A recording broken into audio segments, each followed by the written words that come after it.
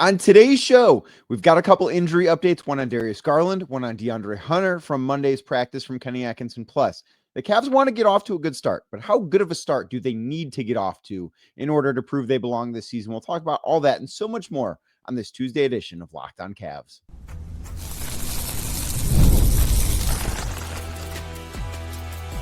You are Locked On Cavs, your daily Cleveland Cavaliers podcast. Part of the Locked On Podcast Network, your team every day. What's up, everybody? My name is Danny Cunningham, and I cover the Cleveland Cavaliers over at my Substack, The Inside Shot. And thank you for making today's edition of Locked On Cavs your first listen. And thank you to those of you that make Locked On Cavs your first listen every single day. You can find the show anywhere you get your podcasts, Apple, Spotify, or anywhere else.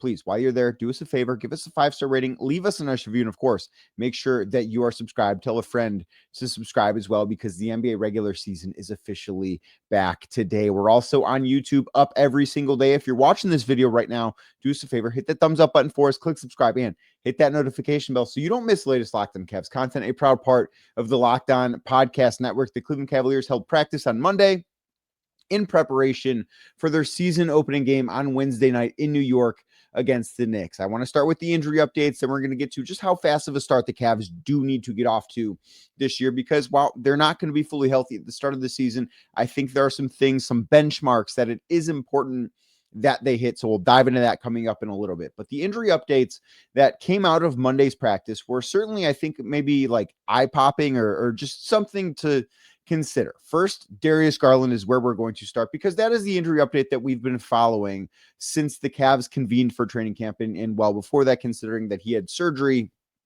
on his toe back in the month of June. So Garland went through, according to Kenny Atkinson, most of what the Cavs did on Monday. Now, this is important because the Cavs had like a real practice on Monday.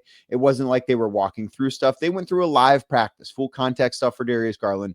And that is, of course, a very, very good sign for Garland. Now, the biggest thing is not necessarily that Garland did that. It's how does Darius Garland respond from that? How does his body respond from going through that sort of thing? The fact that he is at this point in his recovery process, or maybe we'll call it a ramp up process, I think might be a little bit more accurate to term it, I do think is a very good sign. Anytime that we get a practice update about Darius Garland, I think for the most part, it's been pretty positive. Now, with that said, I would be stunned if Darius Garland plays on Wednesday night. We've been hearing from the Cavs, from Kenny Atkinson, from players. We've been hearing, as long as we've been having media availabilities this season. So let's go back a little less than a month to when Kobe Altman and Kenny Atkinson spoke the week before media day.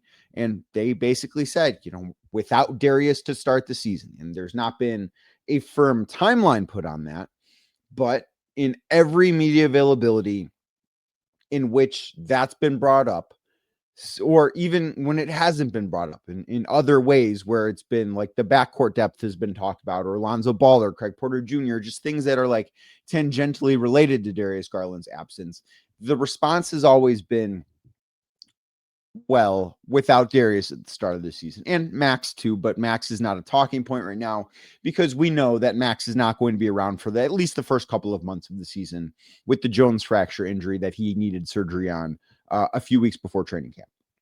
So that has been a constant point of messaging from the Cavs, even though a firm timeline, which I understand why there's not a firm timeline, but there's not like a timeline for return to play for Garland. That has still been a messaging that the Cavs have wanted to get across. But on Monday, that wasn't necessarily something that was said. And while this was an overwhelmingly, I think, positive, it's fair to say, update from Atkinson, I think it's important to say Kenny Atkinson, not part of the medical staff. We'll get to that in a second again, too. And it was reiterated to me on Monday that Darius Garland not playing on Wednesday against the Knicks. That is not what they're going to do. I think that the Cavs are going to be very conservative with this injury. Now, if Wednesday night was a playoff game, would Darius Garland be playing? I don't know. I don't have the answer to that. I think there's a much better chance he would be playing in it than if it was the season opening game, because this game is being played on October 22nd, and the result of this game on October 22nd doesn't determine whether or not the Cavs are going to be able to win the championship this year. This game, in the big scheme of things, while it's very exciting, while it is one that we've all been waiting for and had circled on our calendars and cannot wait to see, it's not a game that is going to define the season for the Cavs, right? And I think that is a thing that is worth keeping in mind as we talk about not only Darius's injury, but DeAndre's injury that we're going to get to in a second here too. But Darius Garland, I would be stunned, floored, just super surprised, shocked, whatever word you want to use. That's how I would feel if he played on Wednesday. Despite how positive this update was on Monday from Kenny Atkinson, I have heard nothing this entire time, both publicly and privately, that would lead me to believe Darius Garland is going to play in the season opening game against the New York Knicks. I know a lot of people online got excited when the update from Kenny Atkinson was put out. I put the update out on Twitter on Monday with what Atkinson said, and a lot of people went to the, oh man, Darius Garland might play on Wednesday. Don't get your hopes up. That's what I would advise you. Don't get your hopes up, because I just don't think that's in the cards. Like I said, I would be shocked, floored, stunned, whatever word you want to use, if that did happen. And the other update we got as far as Darius goes, Kenny Atkinson was asked if he thought Darius Garland was ahead of schedule. I believe it was Ethan Sands of Cleveland.com who answered this or asked this question. And Kenny, first off, basically said, he's not part of the performance team. He's not part of the athletic training staff, the folks that, know what's going on in terms of the medicine side of things. So his opinion, I do think you have to take with a little bit of a grain of salt here. But he does think that Darius is ahead of schedule. And, his opinion is not that of a medical professional, which is important here. But Kenny also said that they're going to make sure not only is the player able to return to play, but return to performance. And I think that is a very interesting distinction, because those two things are different. Now, physically, could Darius Garland go out there and play on Wednesday against the New York Knicks? Maybe. I don't know. But I think it's entirely possible that, like, if they needed him to go play, could he go do it? Sure. Would Darius Garland be his best self? Would he be the best version of Darius Garland if he went out and played on Wednesday? Probably not. And I think that needs to be something that is part of the equation too, because these are not must-win games at the start of the season. They don't want Darius Garland to be put in a bad position. They want Garland to be put in a position to be successful when he does make his season debut, which, again, I would not expect to be Wednesday. I don't know when it's going to be, but I would be very, very surprised if it is Wednesday. So with that, they want to make sure that he's ready to go. And they're going to want to, when it comes time for Max Strus to make his season debut, whenever that is down the line, they want to make sure that he's ready to go as well. So overall, I think things are trending in a very good direction with Darius Garland. But again, cannot stress this enough. Do not get your hopes up for Wednesday night in New York against the Knicks. DeAndre Hunter was the other health update we got on Monday. Hunter did not go through the team portion of practice on Monday, which I do think was a little surprising. He banged knees with Tobias Harris of the Detroit Pistons in the team's final preseason game a week ago today. That was last Tuesday, of course, for those of you not listening to this episode the day it comes out, which totally cool. Listen on your own time. But he bumped knees with Tobias Harris in the team's final preseason game. He returned and played a second shift in that game. The injury happened in the first quarter, I do believe. He played a little bit in the second quarter, but did not play in the second half because of what was termed a knee contusion. In the big scheme of things, no reason to believe this is a big deal. But he went through individual work on Tuesday, not teamwork. And I asked Kenny Atkinson if they anticipate him being available. And he said as of Monday afternoon, too early to tell. I'm sure that we will ask again at practice on Tuesday, maybe get a different update. And of course, the injury report that the Cavs have to put out will be coming out later on this afternoon, early evening. Late afternoon, early evening is when it typically comes out. So we'll find out a little bit more about that. But the same thing that I said with Darius, with Max, I do think applies here too. The Cavs, I think, are in a position where they can afford to be conservative when it comes to guys returning to play from injuries. I think they have to have, while the regular season needs to matter, and I do think it will matter. I don't think that this is a team that's going to be on cruise control. I don't think that's going to be the case. They've said as much. I think they're going to care about the right things. I think they're going to have a very good process this regular season. But I do think the one thing that they should prioritize above everything I just said is player health. Because ultimately, we saw you can do all the right things, which, I don't know that the Cavs did all of the right things last year.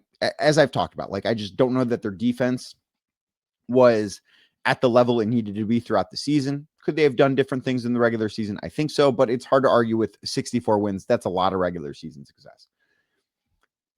But sometimes it doesn't matter if you're not healthy at the right time.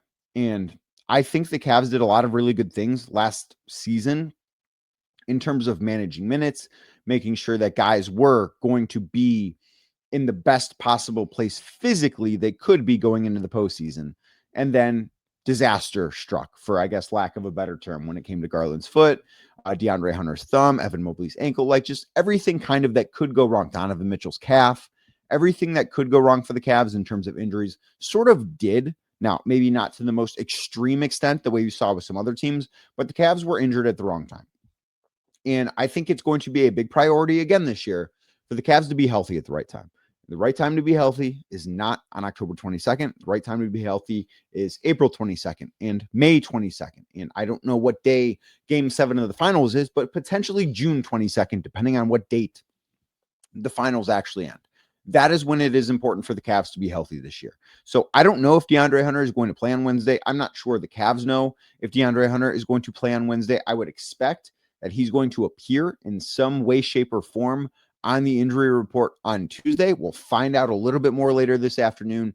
But if this is something that keeps him out on Wednesday against the New York Knicks, I would not anticipate this being some long-term injury. I think that ultimately this will be something that shouldn't be that big of a deal, even if it does cost him a game, maybe 2, maybe 3. I don't think that this is going to be a thing that's long-term that lingers throughout the season. Now, the Cavs last year got off to almost a better start than anyone in NBA history. Now, they were healthy at the start of the season, and that certainly matters in a way that they're not going to be this year. So let's say the Cavs don't start 15-0, because expecting them to do so, I think, would be pretty crazy. No one does that, especially not 2 years in a row. So what does a good start look like for the Cavs, and just how good of a start do they need to get off to? We're going to discuss that next right here on Locked On Cavs. But first, today's show brought to you by Built. Nobody likes paying rent. Trust me, nobody likes paying rent. But if you must, you might as well get something for it. That's where Built comes in, because Built is changing the game by turning your rent payment into real rewards that you can actually use. When you pay rent through Built, you earn flexible points that can be redeemed towards hundreds of hotels, airlines, a future rent payment, your next Lyft ride, and so much more. But Built isn't just about rent. It's about rewarding you around your entire neighborhood. With Built, your rent finally works for you. You're earning points every month on something that you already have to pay, right? You already got to pay it. You might as well earn something for doing the thing that you need to do. Whether you're grabbing food at your local restaurant, heading to the gym, you can still be earning rewards. Plus, Built has made everyday life feel more rewarding, from your neighborhood to your travel plan. So turn your rent into rewards and start earning points around your neighborhood by going to joinbuilt.com/LockedOnNBA. That is joinbuilt.com, joinbuilt.com/LockedOnNBA, LOCKEDON NBA, and make sure to use that link so they know that we sent you. Today's show also brought to you by Skims. When I found out that Skims was making underwear for men, I was intrigued. I was maybe a little confused. I thought, Skims, that's a company primarily for women. No, Skims for Men is fantastic, and I could not be more impressed with the product from Skims, because throughout my entire life, guess what I've done? I've worn underwear, and I'm willing to bet that you've worn underwear your entire life too, at least from the time you got out of diapers, right? You've probably been wearing underwear for a really long time. Maybe you've worn different styles. I've kind of stuck to the same one. Maybe you've worn a lot of different brands, different materials. I think we all kind of cycle through that stuff. I know I certainly have, until I found the underwear that I absolutely cannot get enough of. And it's Skims for Men. One of my favorite parts about it, doesn't bunch up on the hips, right? Like, we've all had that uncomfortable pair of underwear that we wear and it rides up on your hips, and it's not a fun experience for anybody involved, right? Well, with Skims for Men, you're not going to have that. I certainly don't. And it is one of my favorite parts, aside from just how comfortable this underwear actually is. It is the best underwear that I've ever worn, and it can be the best underwear that you ever wear too. So what you need to do is shop Skims Men's at skims.com. That is SKIMS.com, and let them know that we sent you. After you place your order, select podcast in the survey and select this show in the drop-down menu that follows. Again, shop Skims Men's at skims.com. That is SKIMS.com. I love my underwear more since I've been wearing Skims, and I think you might too. Thank you again for making today's edition of Locked On Cavs your first listen. And thank you to those of you that make Locked On Cavs your first listen every single day. The Cleveland Cavaliers, as you know, if you're listening to this podcast, the Cavs are back in action on Wednesday to open up their season. And last year, they got off to a 15-0 start. It was the second best start in NBA history. I think it's fair to say it was a start that nobody thought was coming, because the Cavs went 0-4 in the preseason last year.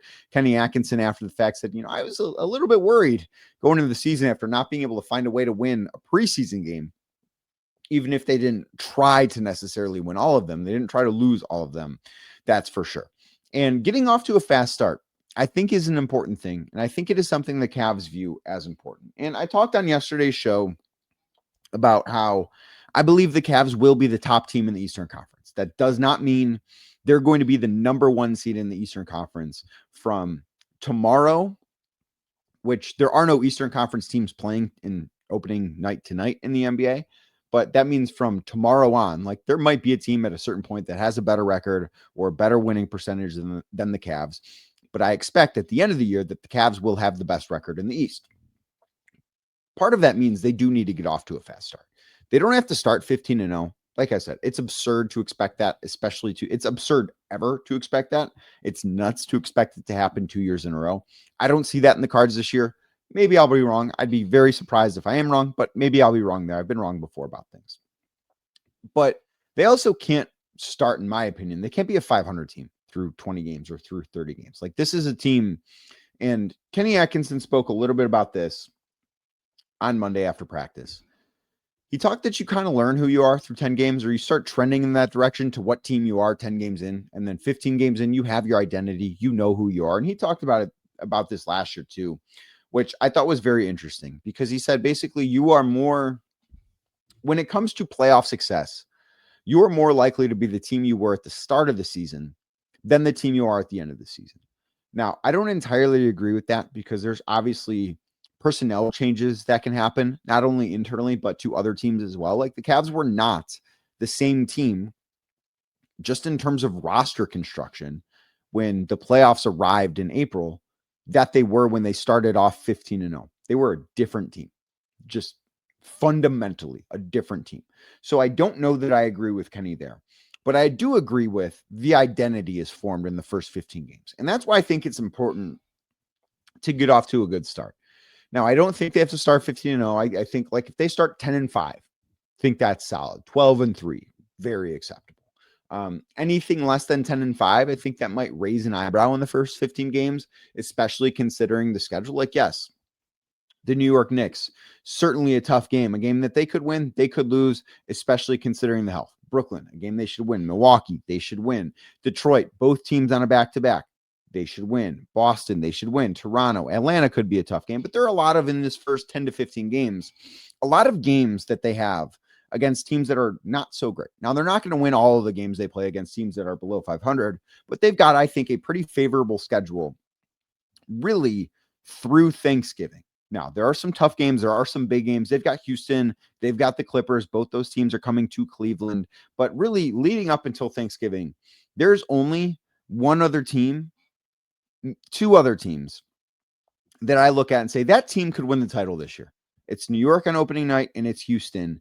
And even Houston, I'm a little so about, just without Fred VanVleet. But they've got a very manageable schedule. And that's why I think getting off to a good start is a very important thing. And the other thing that I look at, and maybe you have heard of the 40-20 rule. It is a rule that I fundamentally believe in. I think if you accomplish this, anything is open to you. And the 40-20 rule states that championship teams will win 40 games before they lose their 20th game. Now, this is not some rule asking you to be the 73-9 Golden State Warriors. It doesn't state that you have to win 67 games, and you can add it up, winning 40 games before you lose 20 games. That is 60 games. 40 plus 20 is 60 for those of you maybe not following the math there. But that is a large chunk of the season. That is well over half of the season. So with that, it's not asking a lot. But if you go back, if you dig through history, since the NBA added the three-point line, which was all the way back in the 79-80 season, so it's been a long time, there have only been 4 teams that have won the title, really 3, and I'll tell you why in a second.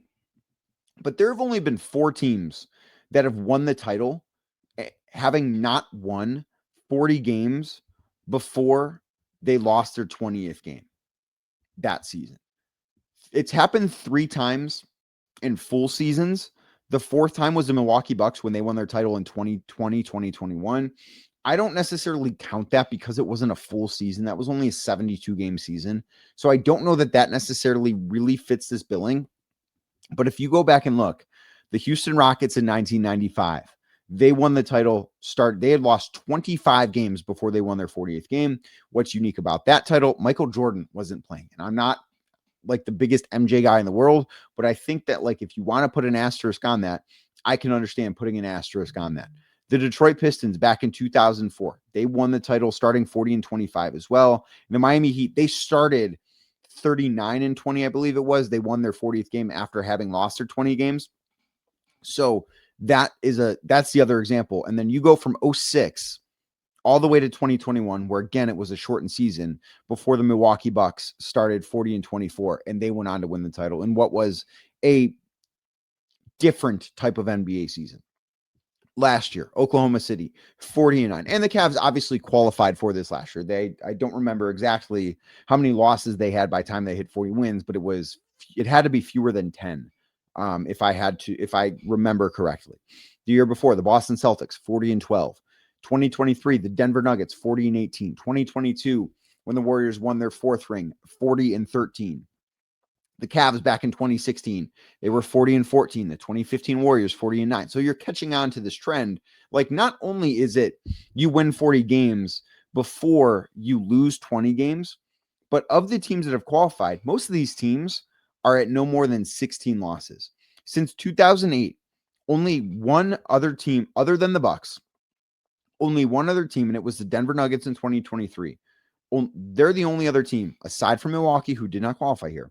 They're the only other team that won 40 games that had lost more than 16 games before winning 40. Like, that to me says you have to get off to a good start. I'm not saying that the Cavs need to be 40-5. That's not fair. But I do think that they need to qualify for this. If we expect this team to be a championship team, which me sitting here, I believe that. If you're listening to this, I think you at least believe, hey, they are a championship caliber team. Even if they don't win the title, they're good enough to do it. I think qualifying for this is something that is important. And with that, I think the Cavs need to get off to a good start. Now, Donovan Mitchell mentioned somebody that might be in the rotation on Wednesday night in New York. It could be a clue about DeAndre Hunter, or it could just be time to talk about Tyrese Proctor because he's gotten great reviews so far. We're going to talk a little bit about what he's shown with the Cavaliers. We'll do that next right here on Locked on Cavs. But first, today's show brought to you by Mint Mobile. If you're still overpaying for wireless, it's time to say yes to saying no. That's right. At Mint Mobile, their favorite word is no. No contracts, no monthly bills, no overage, no hidden fees, no BS. You can say yes to making the switch and getting premium wireless for just $15 a month. Mint makes it simple. All plans come with high-speed data and unlimited talk and text delivered on the nation's largest 5G network. You can even bring your own phone and keep your same number and your contacts. You're getting the same quality service you had before, but for a fraction of the price. And the setup's super easy because you can keep your number and, like I said, you're up and running in minutes. So if you're ready to say yes to saying no, then make the switch at mintmobile.com/LockedOnNBA. That's mintmobile.com/LockedOnNBA. DoorDash.com/LockedOnNBA, LOCKEDON NBA. Upfront payment of $45 required, equivalent to $15 a month. Limited time new customer offer for the first 3 months only. Speeds may slow above 35 gigabytes on unlimited plan. Taxes and fees extra. See Mint Mobile for details. Thank you again for making today's edition of Locked On Cavs your first listen. Thank you again for making this your first watch on YouTube. If you're watching, hit that thumbs up button and click subscribe. It is the best way you can help grow this channel. The Cavs will be in some way, shape, or form shorthanded on Wednesday night in New York. That could mean Tyrese Proctor gets some playing time. And I think that we saw what is a clue to this, and maybe DeAndre Hunter is not available. And Donovan Mitchell talked about Tyrese Proctor when he met with the media on Monday after practice. And he basically said, he's going to play. Like, he's going to play on Wednesday night. I don't know how much he fits into the rotation. I would imagine if DeAndre Hunter is not available, Tyrese Proctor gets some of those minutes. Maybe Jalen Tyson plays a little bit more. But I think the thing that we have been hearing the most about Tyrese Proctor, aside from how good of a shooter is, because I think that is his absolute NBA skill. Like, he is a very, very good shooter of the basketball. I don't think he shot the ball as well in preseason as I expect him to, as he is capable of. Like, I just don't know that he has not shown how good he is yet with the Cavs in a real NBA setting. In time, I do believe that he will. But we've heard a lot, whether it be from Donovan or Kenny Atkinson or even behind the scenes stuff, about how basketball mature Tyrese Proctor is. And I think that is a rare thing from a rookie, right? Like, so often you think rookies are overwhelmed when they get into the NBA because it's a big adjustment. You're going from playing in college to playing in the NBA. But I look with Tyrese and I say, well, he played at Duke, which, if you're a Duke fan, that's great. If you're not, which I really don't necessarily care about college basketball. I can't sit here and say I'm a Duke fan either, though, certainly. But it's undeniable the amount of talent that he played alongside in college. Cooper Flagg, Derek Lively, Jared McCain. Like, you can go on and on with guys that are in the NBA. I mean, he was the 5th player from his team last year. The entire starting 5 was drafted, and he was the last one picked. So I think that really just speaks to the amount of talent that Tyrese Proctor played with. And I think playing with that amount of talent in that environment at that program specifically, something that helps speed up his maturity level. And I think that's a very important thing, because as I have said over and over again, expecting Tyrese Proctor to come in and make an impact immediately as a rookie after being picked 49th overall to a 64-win team is an incredibly unfair thing. That is not something that rookies often do. Listen, the reason Tyrese Proctor went 49th overall is not the reason why guys typically go 49th overall. The Cavs, as I said on draft night, as I have said several times since, they got great value at that pick. And it was sort of like he had told other teams, hey, maybe, don't pick me. I've got something worked out somewhere else. And that somewhere else ended up being in Cleveland. So I do think that that's a little bit overblown, the fact that he was number 49 overall. But any second round pick making an impact on a team that year as a rookie that expects to win the title is very, very rare. But I think because Tyrese plays with such a maturity, because he understands the game in the right way, I think it gives him a chance. And if he does play on Wednesday night, I think it'll be very interesting to see how he fares. I think it will be very interesting to see what kind of positions that he's put in. And if Tyrese Proctor turns out to be a good NBA player right away, I mean, that pick is one of the best that the Cavs ever will have, certainly among second round picks, because you just don't often find guys in the second round that are real, true contributors. And I think it would be another huge success story for Kobe Altman and the Cavs front office, because now that would give the Cavs 7 guys on this roster that were either undrafted or second round draft picks. And if you can build a title team with that as part of the backbone, that to me is something that is incredibly, incredibly impressive. We'll have to wait and see just how Tyrese Proctor pans out. But the fact that they're talking about him the way that they are talking about him and giving him this sort of praise less than 48 hours or maybe just over 48 hours away from the season opening as a rookie, I think that is a great sign, not only for now, but for the future of Tyrese Proctor as well. The Cavs are back in action tomorrow. That means, not more importantly, but almost equally as important, I think we can say, the Locked On Cavs whip around is back. So if you're listening to this podcast like first thing Tuesday morning, the whip around will be back 1 o'clock in the afternoon Eastern time. If you're listening to this after 1 o'clock in the afternoon Eastern time on Tuesday, that means the Locked On Cavs whip around is already in your feeds. It's on YouTube. It will be in your podcast feeds. It is one of my favorite things to do each and every week during the season. I'm excited that show is back. I'm excited too that I got to talk with Gavin Shaw of the New York Knicks, of Locked On Knicks, Eric Slater covers the Brooklyn Nets. Camille Davis, who does a great job over at Locked On Bucks. Chatted with all three of them. The week upcoming, obviously the Knicks tomorrow, the Nets on Friday, the Milwaukee Bucks on Sunday. It's going to be a great week of Cavs basketball. I'm excited to cover it right here at Locked On Cavs, my Substack, The Inside Shot. Very, very excited about all of it. But make sure you check out the whip around episode, because if you like to learn in these little like bite-sized increments about the teams the Cavs are playing, I think I'm biased here, but I think that's the best way that you can do it. So make sure that you tune into that episode as well. But the season is here tomorrow. I'll be in New York. I'm very, very excited for it. Cannot wait to check out Cavs basketball again. So thank you to those of you that made this episode your first listen. Thank you for making it your first listen every single day. You can find us anywhere you get your podcasts, Apple, Spotify, or anywhere else. Please give us a 5-star rating. Make sure you're subscribed. And if you're watching on YouTube as we get out of here, do us a favor. Hit that thumbs up button for us. Click subscribe. Hit that notification bell. And tomorrow's game day, I'll be back talking more about the Cleveland Cavaliers.